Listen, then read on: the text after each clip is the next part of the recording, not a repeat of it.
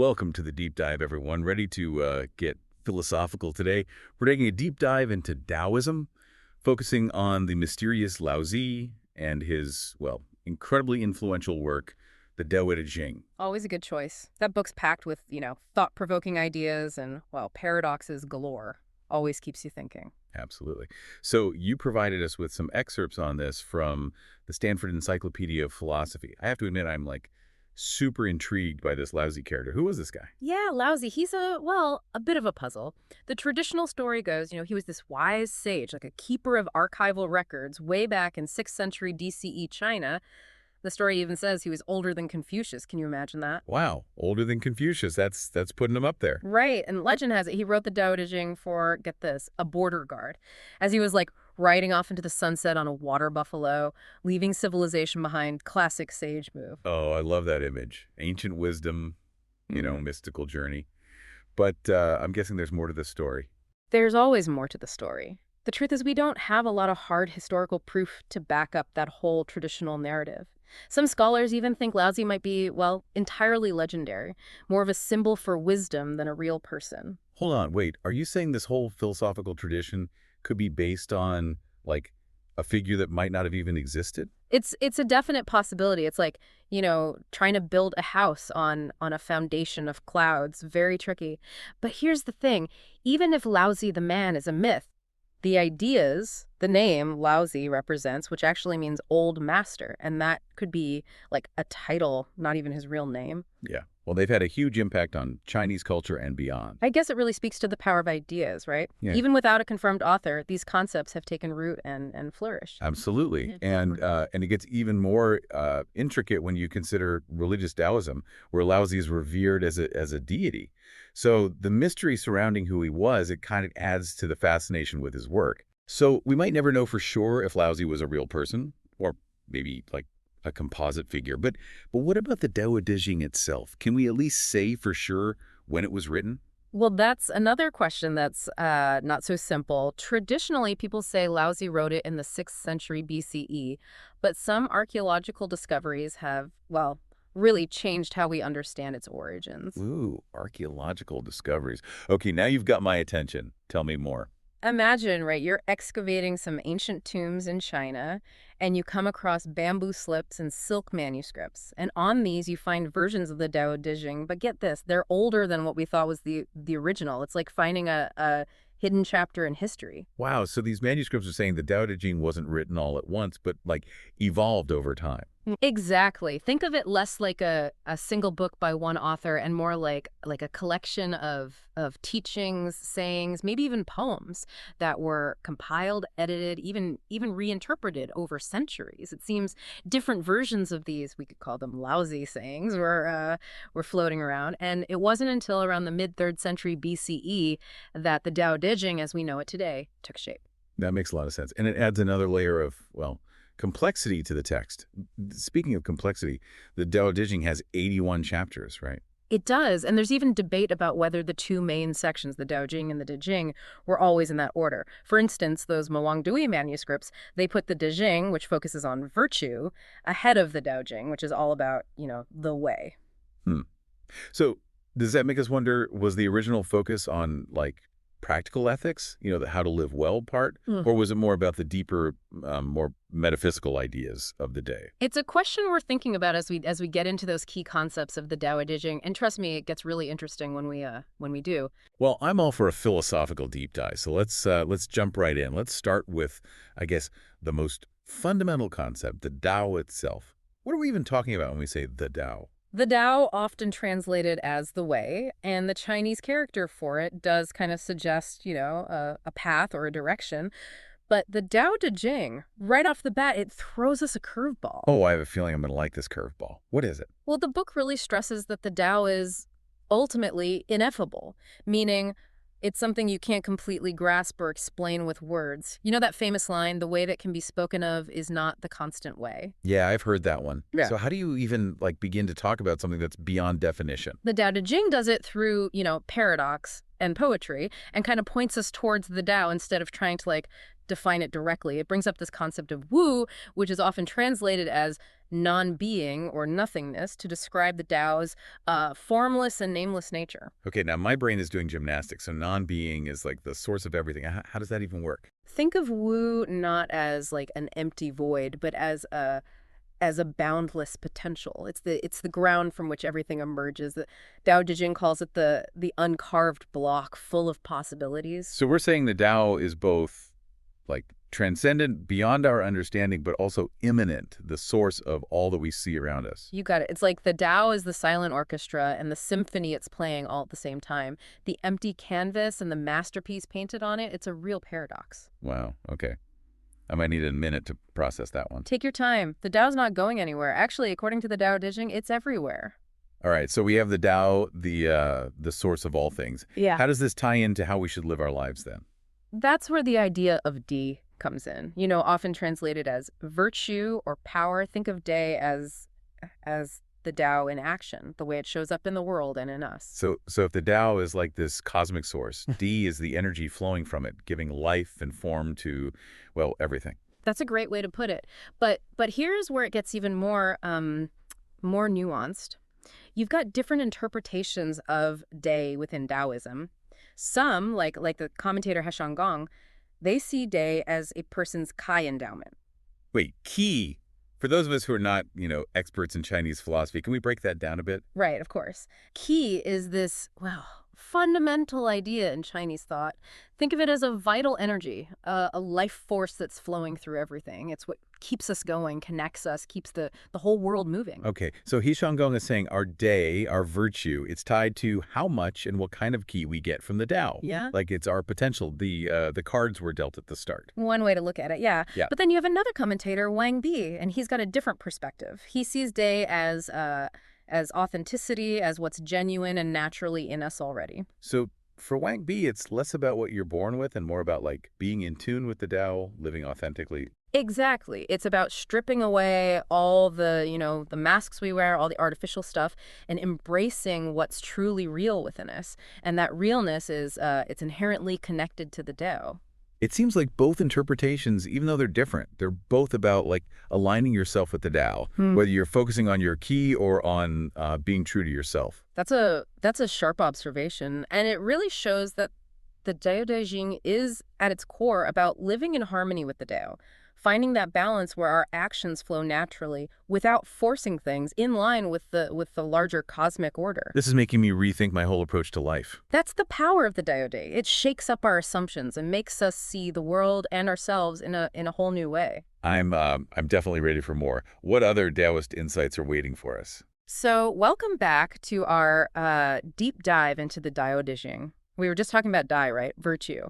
And how it's got, well, a couple different ways you can understand it, but ultimately it's about getting ourselves aligned with the Tao, whether it's through, working on our potential or really being our true selves. It's interesting, both those ways of looking at Dai, focusing on Qi or authenticity, they both seem to be about a kind of natural unfolding, like aligning with something bigger than just us. That's a really good point. And it actually brings us to another big concept in the Tao Te Ching, Ziran. It's often translated as naturalness or spontaneity. Okay, Ziran. So to live naturally, the Taoist way, does that mean we all have to like quit our jobs and go live as hermits in the mountains? Well, not necessarily. The Tao Te Ching does talk about, simplicity and being in tune with nature, but Ziran is more than just a lifestyle. It's actually a way to describe how the Tao itself works. The Ziran is like the Tao's style, its way of doing things. How would you explain that? Well, think about how nature just, does its thing. Effortlessly, the seasons change, water flows downhill, plants grow towards the light. There's this effortless harmony there, this order that just seems to come from within. That's Ziran in action. Okay, I'm starting to see it. But how does this naturalness idea apply to us, living in this crazy world? That's where it gets really, really interesting. The Tao Te Ching doesn't see a hard line between, nature and human society.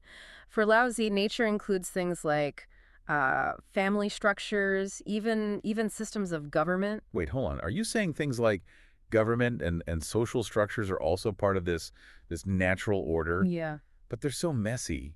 And, sometimes they don't work at all. I know it's a bit of a mind bender, but the Tao Te Ching suggests that even those institutions, when they're in line with the Tao, they can function with this kind of easy harmony, like nature. It's about finding that balance, Yeah. where what people do just flows naturally, effortlessly, according to the Tao. So Xeron is both, like describing how the Tao works.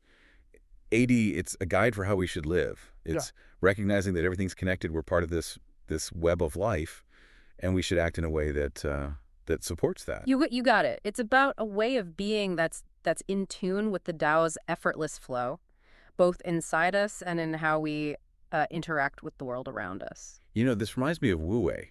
The concept often translated as non-action or effortless action. They seem pretty connected, Wu Wei and Xeron. Oh, absolutely. Wu Wei can be a bit tricky to wrap your head around, but it's basically about acting in line with Xeron. It's not about being passive or doing nothing. It's more about acting without forcing things, without Okay. striving or imposing our will on the world. So it's not about being a pushover. It's about being responsive, intuitive, Yeah. acting in a way that's with the flow of things. Exactly. It's like sailing. You can't make the wind blow, but you can adjust your sails, right? To use its power and get where you want to go. Wu Wei is working with the Tao, not against it. I like that analogy. Yeah. Makes me think about how the Tao Te Ching views leadership.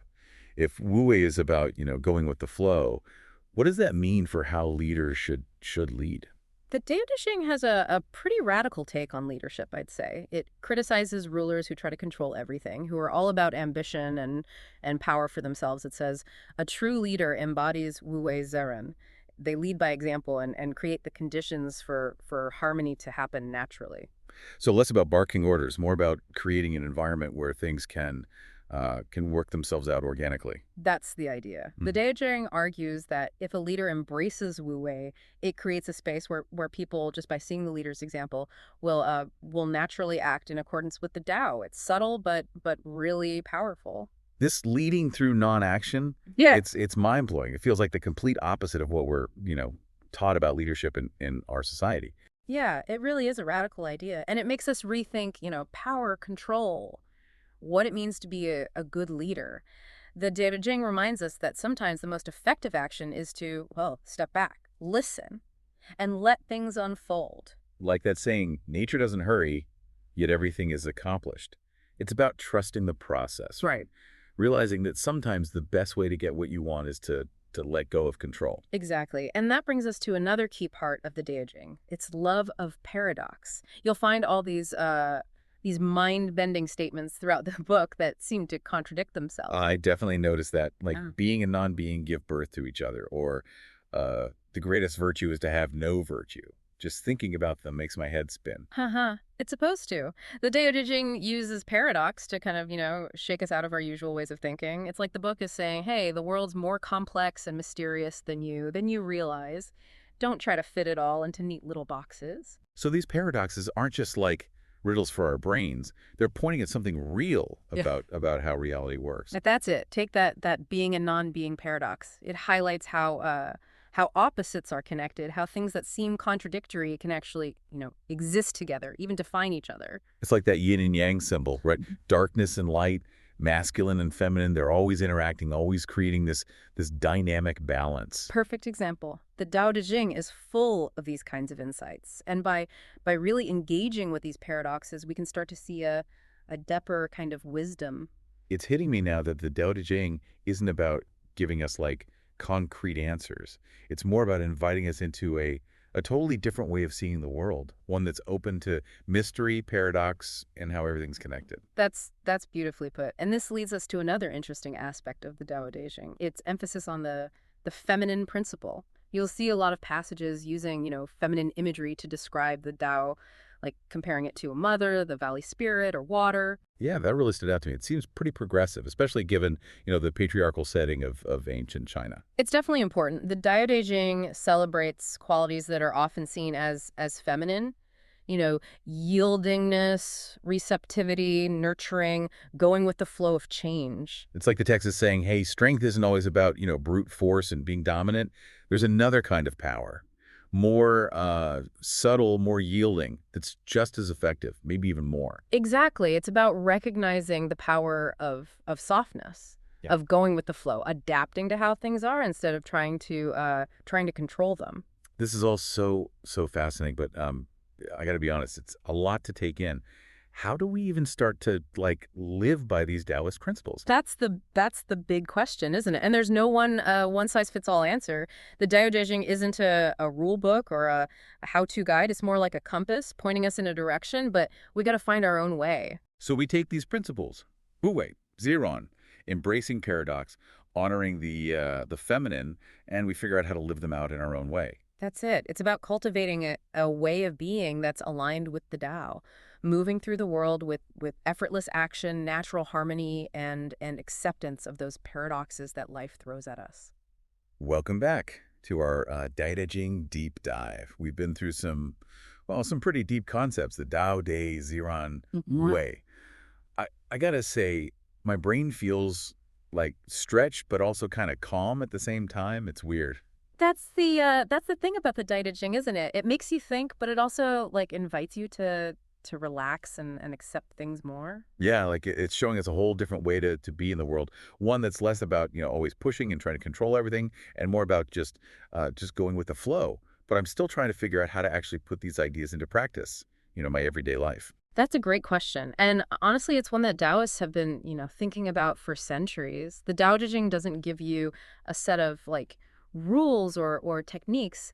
It's more about developing a certain way of being, a change in how you see things that then, affects everything you do. So it's not about adding more stuff to my to-do list. It's more about like changing how I see myself in the world at a fundamental level. Exactly. Think of it as a process. You're always, cultivating yourself, refining how you perceive things, and then making sure your actions are in line with the Tao. Okay, that makes sense. But where do you even how do you even start with that?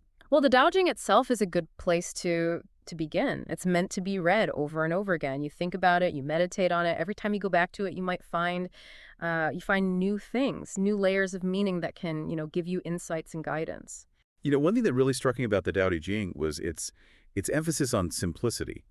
In a world that's, always so busy, so much information and choices and demands, the idea of like a more simple life, it's very appealing. Yeah, a lot of people feel that way. The Tao Te Ching suggests that real contentment, it doesn't come from, having a lot of stuff or getting approval from others. It comes from cultivating inner peace and living in harmony with nature. It's about appreciating what you have, focusing on what truly matters, and letting go of, all those attachments that aren't really necessary.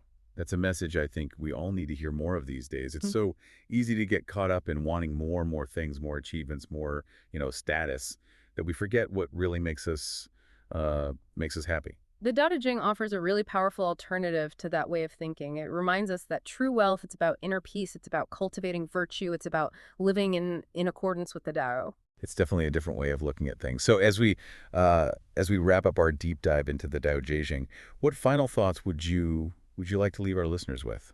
I'd say the Tao Te Ching is a book that can be with you, your whole life. It's a source of wisdom and inspiration that can help you navigate life's complexities with more clarity, more balance, more peace. That's a great way to put it. And to everyone listening, we really encourage you to keep exploring the Dado Dejing on your own. See what you discover in its wisdom. You might be surprised at how relevant, how transformative these ancient ideas can still be today. Until next time, keep exploring.